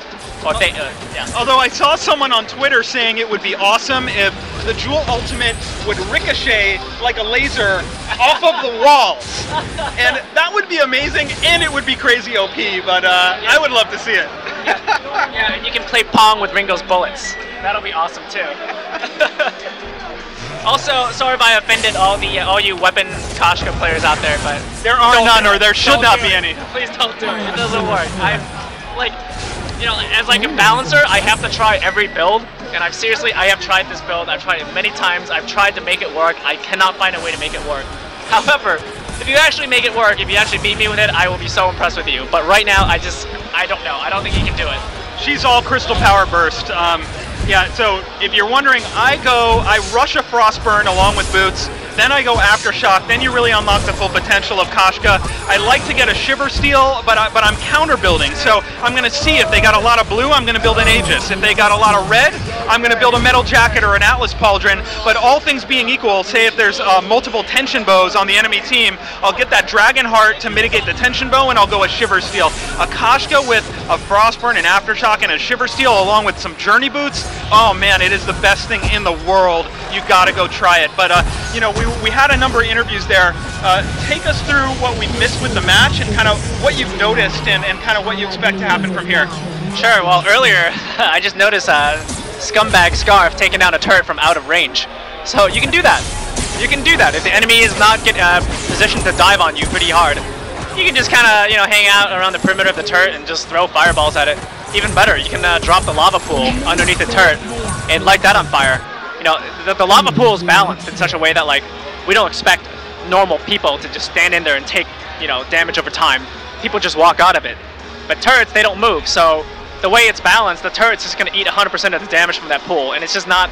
We didn't intend for any person to take that much damage. So when you use it on a turret, it's amazing, and he can just safely kill turrets from a distance. And that's one of the unique things actually about Vainglory's abilities across the board, damage turrets. So have a think about all the crazy things you can do. Jewel lasers, Jewel Thunder Strikes, all those things, you can kill turrets with them. So some people who were with us yesterday for our special live stream, live from PAX, they saw Jewel, and there have been some Jewel changes. I don't know what you're comfortable saying. I know it's still under review, but we have a few people asking about where Jewel's at. We know that we fixed a bug. It was a de facto nerf, unintentionally, and we know that she needs a little love. What are you comfortable saying even generally about Jewel? Yeah, so a couple of things. Jewel's for sure getting buffs. Like, she's not getting picked very often. I actually wish we had a game with the newly buffed Jewel. So we're looking at different ways to increase Jewel in terms of her utility. So look for changes to her viability as like a hard stunning support kind of character. Her damage, we're not touching her damage, but there's going to be some quality of life changes to her Thunder Strikes so that you can keep your Thunder Strike stacks up longer. It's harder to lose them. You can use it to push turrets, so they're all quality of life changes. We're not upping the damage of Thunder Strike because that can get really, really out of hand. But other changes, her stun is going to get better, her displace is going to get better, so I want to see her succeed as a hard support, kind of like how Catherine is played as like a no-farm support. Her primary role is to stun and make plays, kind of like how people play Glaive now as a hard support. Primary role is to dash in and punt people. I want to see that kind of Jewel make it back into the meta. So those are the changes that I can talk about. We might make a couple more tweaks. The release is not done yet. It's going to be, we're doing a lot of balancing, and the game's going to be really fresh when it comes out. So really looking forward to that. So we're into the late game now. Tell us just kind of what you're noticing, and I'll stop asking you all these questions so you can actually walk us through this action. Sure. So we're entering now. We're entering now the late game. With 2 turrets down, the entire team now has to think a lot more about like being together all the time. It's really, really dangerous to spread out across the map to farm now because the enemy team has now compressed. Like, they used to control half the map. Now they only control 1/4 of the map. So just by sheer probability, they're going to be very, very together. So if you spread out, you're just going to get caught alone. So if you look at the way the team moves right now, I actually kind of don't like the way they're moving right now because their squishiest characters are actually at the front. Catherine should be at the front. Catherine should be face-checking bushes, but I guess when the enemy team has already surrendered, you can face-check any bush you want. It's not a big deal. Oh, and a surrender. All right. Yeah, that was a really quick surrender, actually at exactly 15 minutes.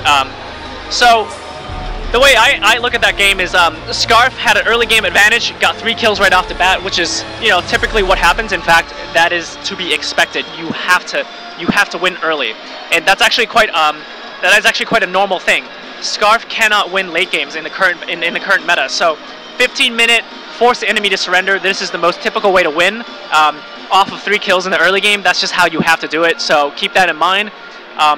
So when you're playing a Scarf and you're looking at the scoreboard and you're like, oh my god, 3 kills, 5 minutes, I'm a god.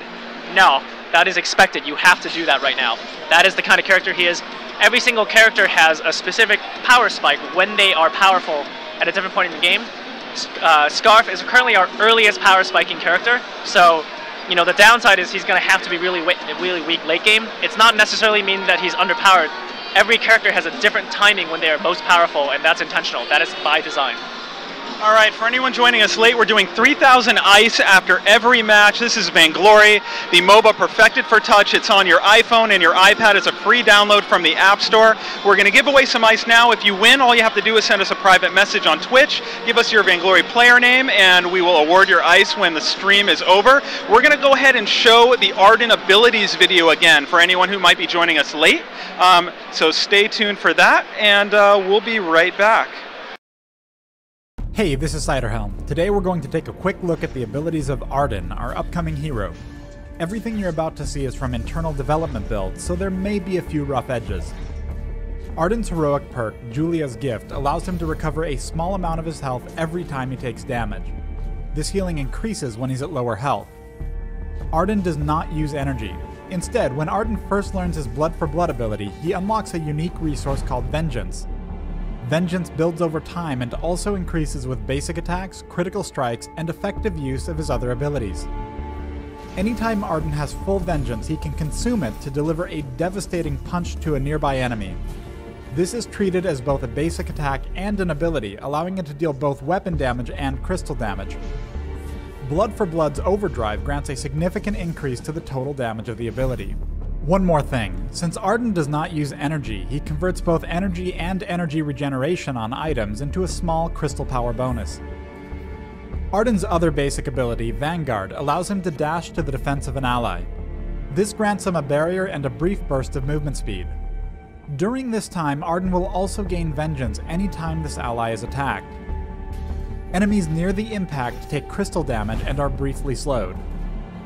Arden can cast Vanguard on himself, dealing the same damage and slow to enemies. However, the beneficial effects are dramatically reduced when this ability is self-cast. Vanguard's Overdrive grants a large chunk of bonus Vengeance anytime Arden uses the ability on one of his allies.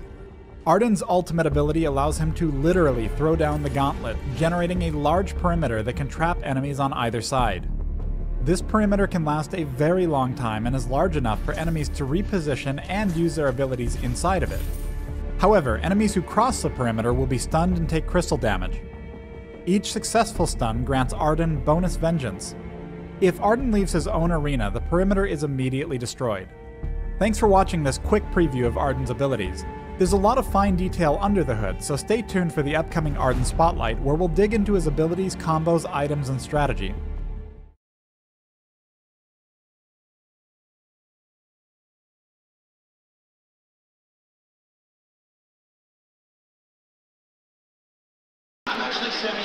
All right, we're back. We are going to go into another Arden game right now, so get your questions ready about Arden, and we'll walk you through some more action, 1,000 ice, after this match. Here we go. All right, so it looks like we're going to have an Arden, a Petal, and a Glaive on one side, and a Saw on the other. We'll see who the other people are. The broadcast box was obscuring the other two heroes, but this might be the most deadly and obvious combination for an Arden, which is the Glaive, who can punt people into the gauntlet wall, and the Petal, who can light them up with spontaneous combustion. Yeah, this could be nasty. This is my favorite Arden team comp.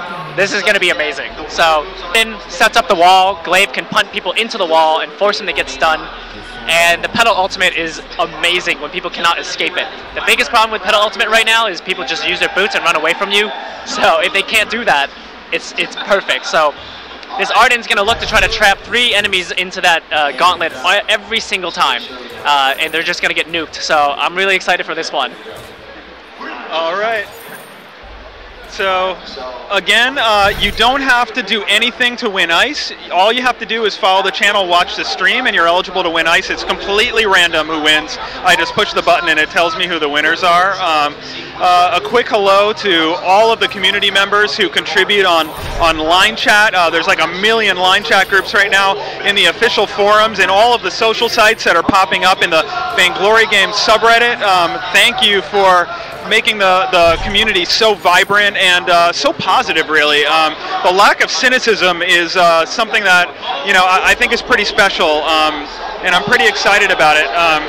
So again, Arden's Vanguard, he's going to use that, so you see it right there. He uses it just to both close a little distance and give Glaive the move speed burst. They're engaging with me as the enemy Arden here, so we'll see a small skirmish out of the early game, but really nothing doing there.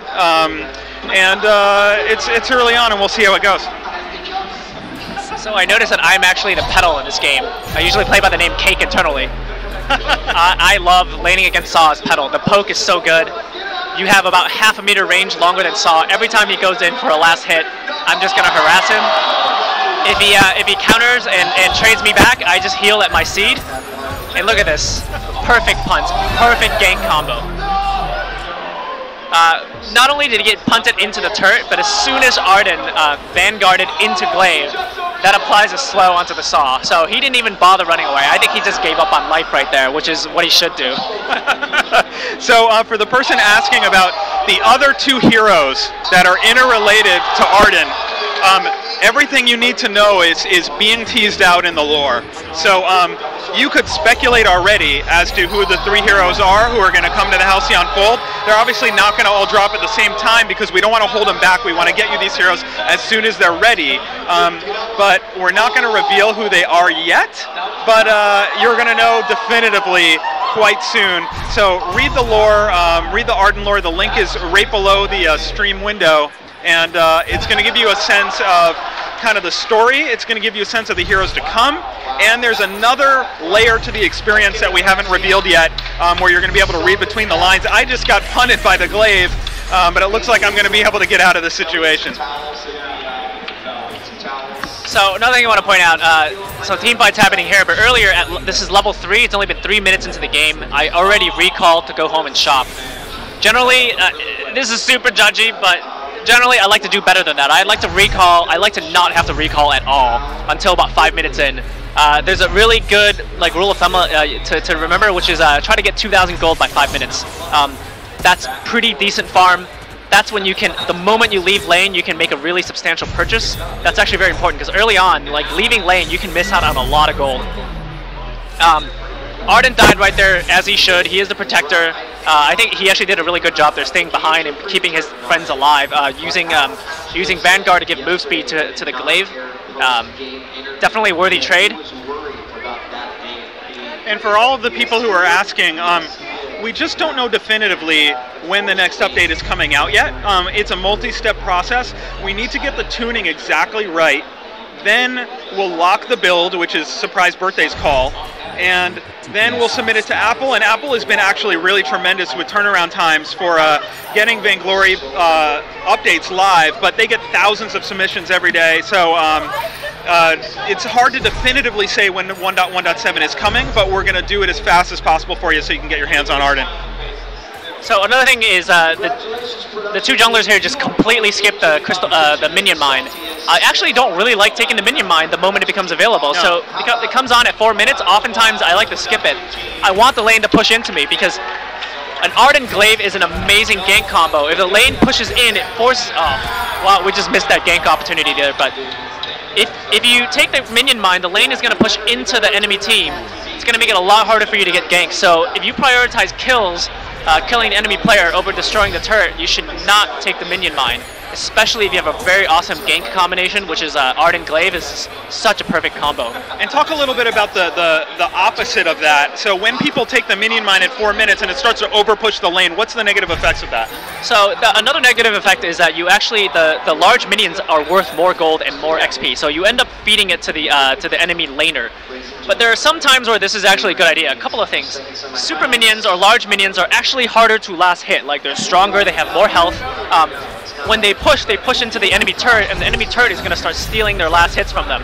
So this is really good if the enemy is just bad at last hitting. And there are some characters who are just bad. Like, Petal is actually very bad at last hitting compared to, say, Ringo, who just crits all the time. In fact, he can just permanently crit in the lane. And he's not going to have a problem competing for last hits against his turret. The other time you want to do it is if your team comp is amazing at destroying turrets in the first 5 minutes of the game, or the first 6 minutes. If you take the Crystal Mine at 4 minutes, the first super wave is going to hit the enemy turret at about 4.5 minutes. If your team comp is, let's say, Petal, Saw, and Adagio, you can destroy that turret in 30 seconds if you have a super wave pressed up against it. You can only really do that if you get a kill and the enemies are kind of like too scared to counter-engage you at the turret, but that's something that is totally in the realm of possibility. Getting a turret within 5 minutes, that is an incredible lead that you can score. So that is a thing. There are 5-minute push combinations that I've seen before. They do work. The most important characters are Petal and Saw. If you have those two, you have the potential to kill a turret within 5 minutes, then you should try to take a minion mine early. So, here we see an enemy gauntlet setting the conditions for the fight. We're going to see what comes of this, but I wanted to address, I'm seeing a number of questions about lore in the chat. First off, for all the people with the goat meme, this is something, if you haven't read the new lore, there are goats featured prominently. There is a poor goat that loses its life.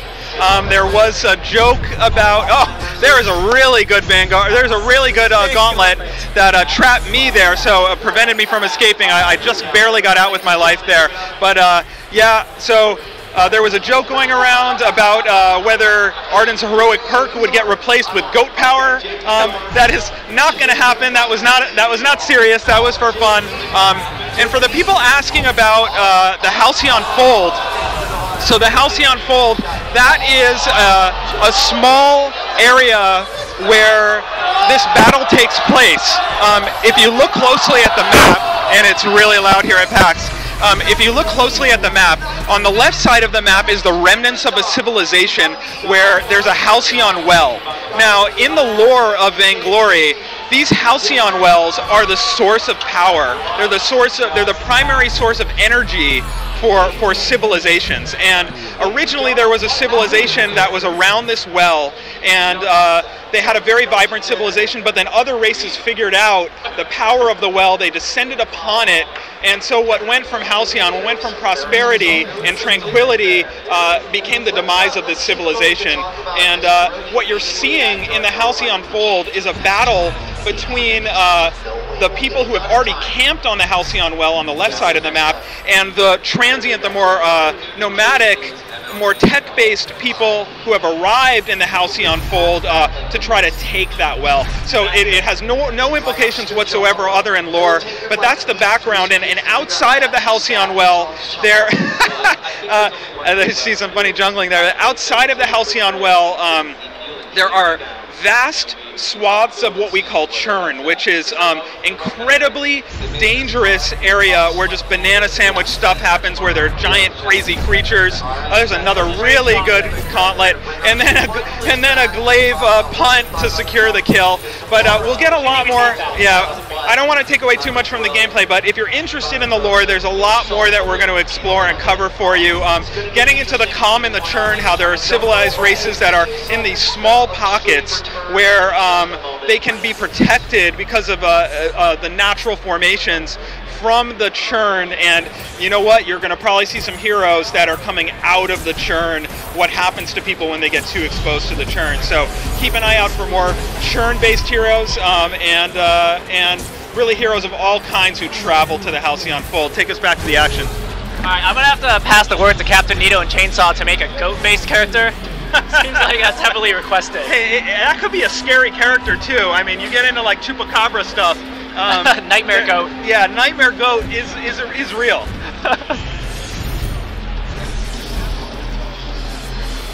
don't know how we're losing this game here. Someone must have taken up the iPad that was logged into Cake and playing under my name, because this does not look like my play. This is way worse. I don't want to take any credit for this. Yeah, I like 2v1. Let's go in. Okay, so they control the gold mine. We just lost 2. We already have 2/3 down. Get this mic in here. All right. Hey, how's it going? Right here. Say hi. Hello. How's it going?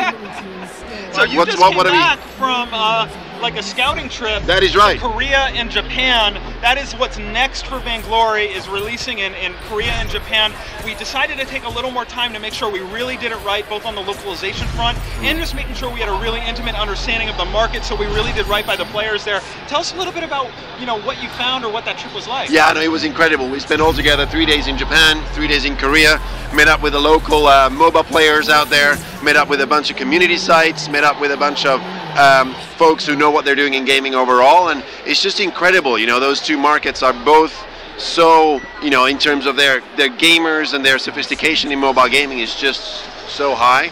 So there's just so much that we can learn from those guys, and so many ways in which we can work together. So yeah, great trip overall, and we really look forward to ultimately releasing the game out there. And obviously, Korean MOBA community, some of the best players in the world. It's just exciting to bring Vainglory to that market. It's terrifying, because we have to play with them, and we can finally we'll have to live up to the fact that our LAN party trailer portrays, you know, the Koreans entirely incorrectly, in that they usually win. Hey, no. There's Koreans on both teams. Oh yeah, no, that's fair enough. And they do stomp in the first match, and for all we know, they might have won 9 out of 10. Yeah. So you can't hold that against us. No, it's true. But it is true though that in Korea, when playing out the LAN party trailer for all of our partners, we had to apologize, saying we understand that this is entirely inappropriate portrayal of the Korean player base, and you know, we will refilm this for the Korean market, just to be totally clear, because you guys, let's face it, are like, you know, win the worlds every year. So. But yeah, it's exciting. It'll be great. We really look forward to getting the title out there. That's right. Get ready for the Korean players, guys. That's right. Yeah, and we can't wait to have some of those teams join already. All the amazing teams out there. So for the person asking who's playing as Playoff Beard, I'm playing as Playoff Beard. We're showing you some pre-recorded matches because everyone is on the same network here at PAX South. We want to make sure that the quality is good and that you get to see some really high elo play. So when you see Zkent, that is Zkent. Evil Andre is Evil Andre. Playoff Beard is Playoff Beard. If you see Surprise Birthday or Cake or any other of his monikers there, that is Q getting into the action. Surprise Birthday or Cake. I usually play as those names in the office. So will Arden be released this week? No, he won't be released this week. We still need to finish tuning him, and then we're going to lock the build, and then we're going to get it out to you guys as soon as possible. Yeah, that's right. So you play a lot of Adagio. That is right. So is that still your main right now? No. I mean, Catherine is my main. I love Catherine. Tell us about how you like to play and build Catherine. Yeah, so Catherine to me is like, I always play support Catherine firstly. I mean, I pretty much always start with Iron Guard, pretty much always rush Warhorn if I can, and Eve of Harvest, mainly because I find that in particular if I play with a damage heavy team, that's just simply the best way to make sure that your laner and the other jungler gets ahead, and you can get out of trouble if you need to. And Eve of Harvest just makes Catherine ridiculously tanky anyway. And gives her a little bit of damage, so you can actually you can have an impact on team fights early on. What I find though is that after that, typically Fountain would be my go-to item, again to help the team as well as to become tankier, depending. Unless I'm playing an entirely red team, obviously if a pure weapon team, then you know Fountain is not that effective. And I just want to say for the record here, I'm having a good game as Arden here. I think this was I started Crucible. I layered on another health item, probably a fountain, and then I went weapon and maxed Blood for Blood to really have that punch, that vengeance-filled punch to just knock people's heads off. So if you watched us yesterday, Ciderham trolled me a little bit. He showed all matches where I lost. I don't think that is going to be the case today. I think I'm going to pull one out here. Yeah. Well, just for the record, the person playing Cake is not me, and I just realized this. because he has tension bow, and that item is completely overrated. That person is not me. That's actually, but it's got to be said. You know, the main reason why I love Catherine so much is because her ability to make plays, her ability to basically stun, warhorn in, silence, all of those things which basically provide team utility. That is why I look forward to Arden so much. Like, I've loved my games with Arden in the office because of that ability to make plays. Like, you sort of decide that now our team's going to engage. That's it. And you're able to really like make those clutch plays with your A that ultimately protects your teammates. And it's just that all of those combos ultimately is just, to me, by far the most interesting part about playing Catherine also. So in some ways Arden plays like Catherine, but in some ways the complete opposite to Catherine in terms of how the tankiness works. So you are Super Evil Megacorp's Executive Director, Chief Operating Officer. I know you've been really focused just on being a part of this incredible pedigree of the team that we've built. Yeah. How do you just think about Super Evil Megacorp, you know, in terms of forming a team and what it means for Vainglory and potentially games beyond and for the players? Yeah, so one of the amazing things about Super Evil Megacorp, and basically I've been very lucky to have been part of building multiple game companies. Most recently as a board director of Supercell, before that as a chief executive and co-founder of a company called Playfish. One of the most unique aspects of Super Evil Megacorp is really the craftsmanship of the talent in the company across the board. Really, like, we're all passionate players, but also everyone has a craft. Like the animator, you know, will simply not leave the office, and you know, equally like folks who, whether gameplay, programming, art, QA, or any of the other areas in the company, the sheer amount of concentration of talent there and total dedication and passion to gameplay is amazing. And I think what we try and do in general as we build the company is to be very thoughtful about how we retain that culture of craftsmanship while growing. Because at the end of the day, as you know, the player base is growing quickly, and we want to make sure that we, you know, release features quickly and we do things, you know, we are fast as a company, but at the same time we want to keep that, what is precious about the company in terms of the total commitment to players and craftsmanship overall. Awesome.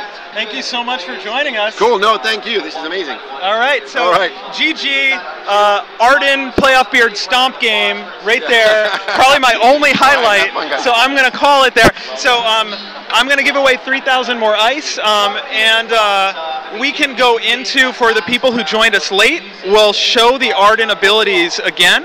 And while I give out some ice, if you do win ice, all you have to do is send a private message to Twitch on Vainglory. If you have trouble figuring that out, find me. I'm everywhere. I'm on the forums. I'm in the Vainglory game subreddit. Just find me and we'll make sure you get your ice. But let's watch the Arden abilities one more time while we do 3,000 more ice, and then we'll get into more matches and more special guests. Hey, this is Ciderhelm. Today we're going to take a quick look at the abilities of Arden, our upcoming hero. Everything you're about to see is from internal development builds, so there may be a few rough edges. Arden's heroic perk, Julia's Gift, allows him to recover a small amount of his health every time he takes damage. This healing increases when he's at lower health. Arden does not use energy. Instead, when Arden first learns his Blood for Blood ability, he unlocks a unique resource called Vengeance. Vengeance builds over time and also increases with basic attacks, critical strikes, and effective use of his other abilities. Anytime Arden has full Vengeance, he can consume it to deliver a devastating punch to a nearby enemy. This is treated as both a basic attack and an ability, allowing it to deal both weapon damage and crystal damage. Blood for Blood's Overdrive grants a significant increase to the total damage of the ability. One more thing, since Arden does not use energy, he converts both energy and energy regeneration on items into a small crystal power bonus. Arden's other basic ability, Vanguard, allows him to dash to the defense of an ally. This grants him a barrier and a brief burst of movement speed. During this time, Arden will also gain Vengeance anytime this ally is attacked. Enemies near the impact take crystal damage and are briefly slowed. Arden can cast Vanguard on himself, dealing the same damage and slow to enemies. However, the beneficial effects are dramatically reduced when this ability is self-cast. Vanguard's Overdrive grants a large chunk of bonus Vengeance anytime Arden uses the ability on one of his allies. Arden's ultimate ability allows him to literally throw down the gauntlet, generating a large perimeter that can trap enemies on either side. This perimeter can last a very long time and is large enough for enemies to reposition and use their abilities inside of it. However, enemies who cross the perimeter will be stunned and take crystal damage. Each successful stun grants Arden bonus vengeance. If Arden leaves his own arena, the perimeter is immediately destroyed. Thanks for watching this quick preview of Arden's abilities. There's a lot of fine detail under the hood, so stay tuned for the upcoming Arden Spotlight, where we'll dig into his abilities, combos, items, and strategy.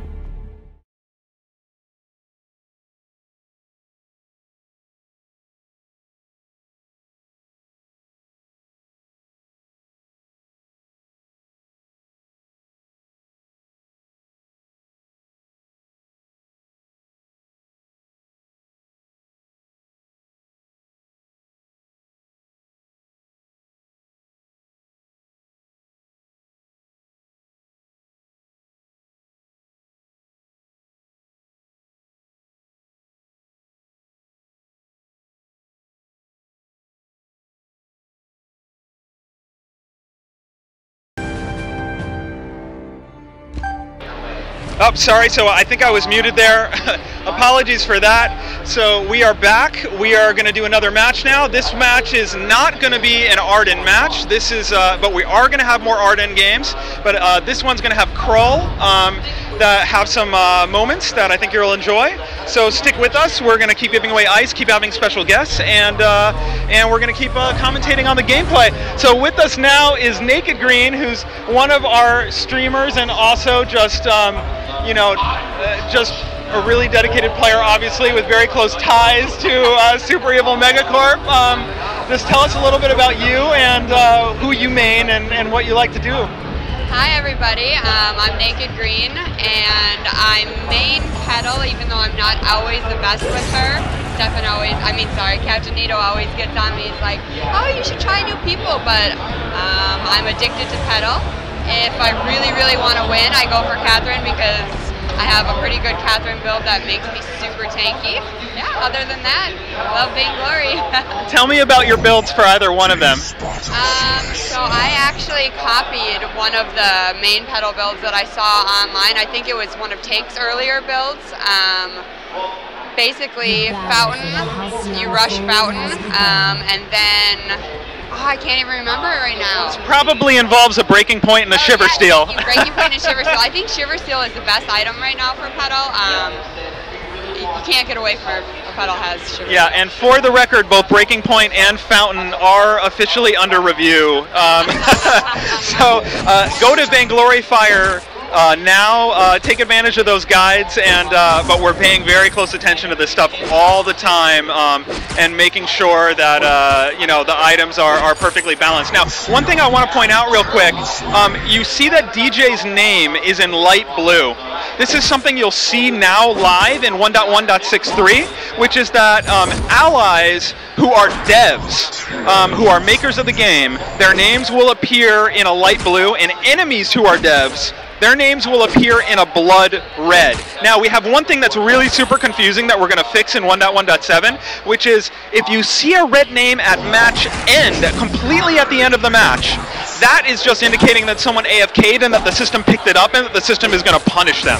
So AFK at match end, so red at match end means AFK, but if you're just playing a match and you see a red name above a health bar, that means you are playing a dev and you are probably in for a highly competitive match. So look for that. We try to play with players as much as we can and really have some fun.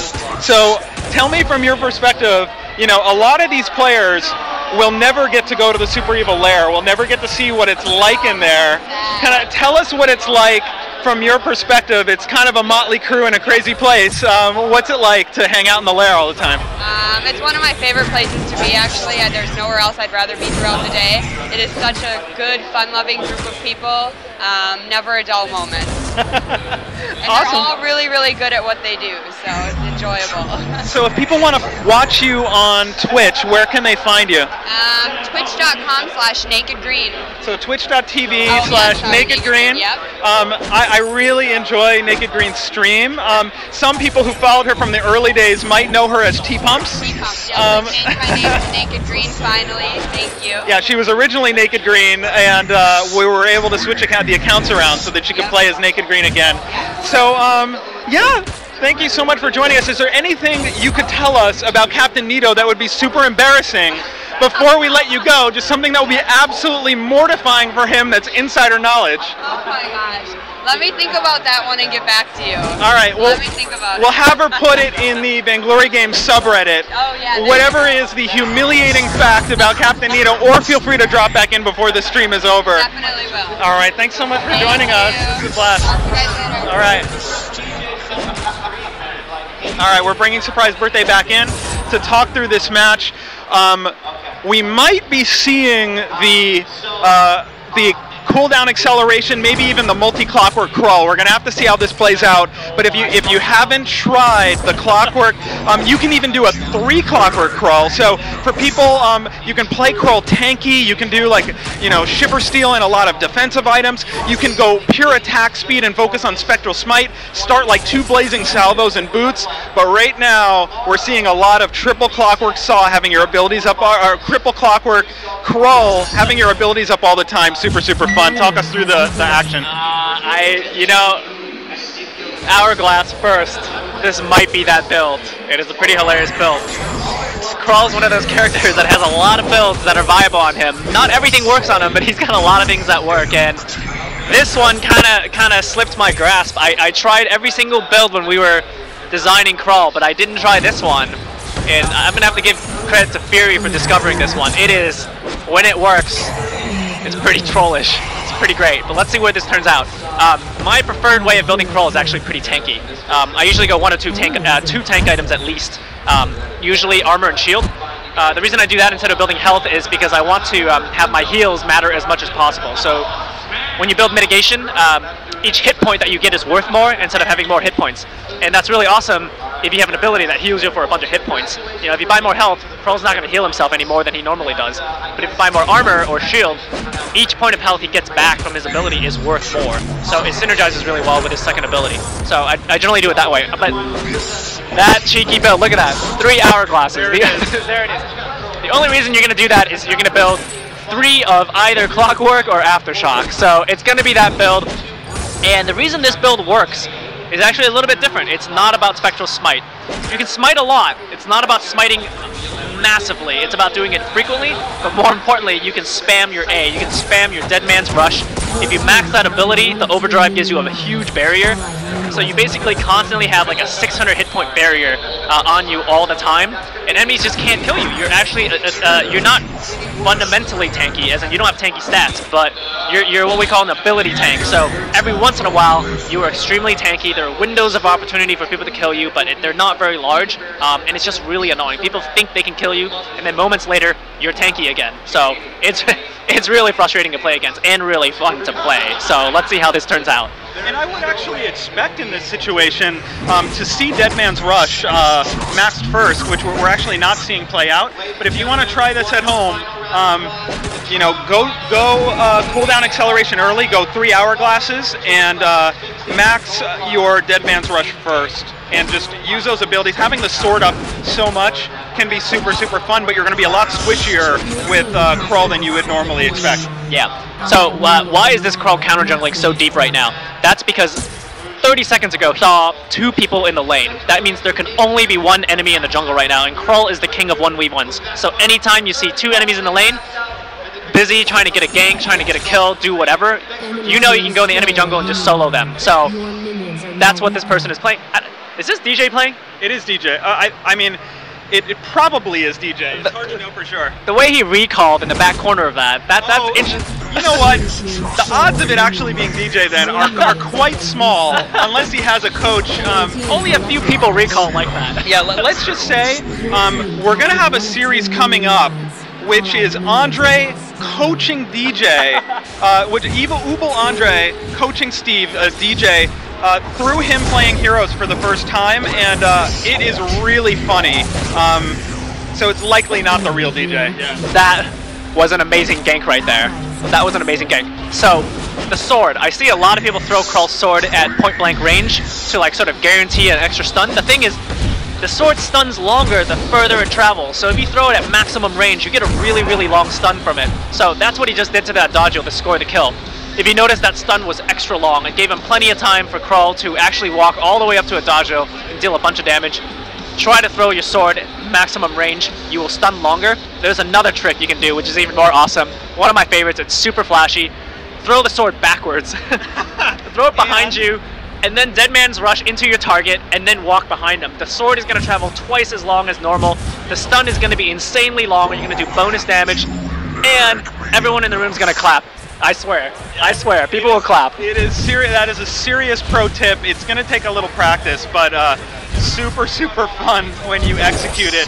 That Dead Man's Rush, and then maybe a Boots activate to get behind the enemy for that sword on the backswing. The longer the sword travels, the more damage it does. Super fun. Yeah. I mean, not more damage, the longer it stuns, right? Yeah, the longer the travel time, the longer the stun. It's not linear, so if you have double the travel time, it's not going to double the stun, because that would be ridiculously OP. But if you throw it backwards, you're going to get a stun that's about 50% longer than the maximum range throw. If you do a point blank throw, so if you stun somebody right next to you, it's only going to be a half-second stun. It's really short, but you can go up to 2.5 seconds with it.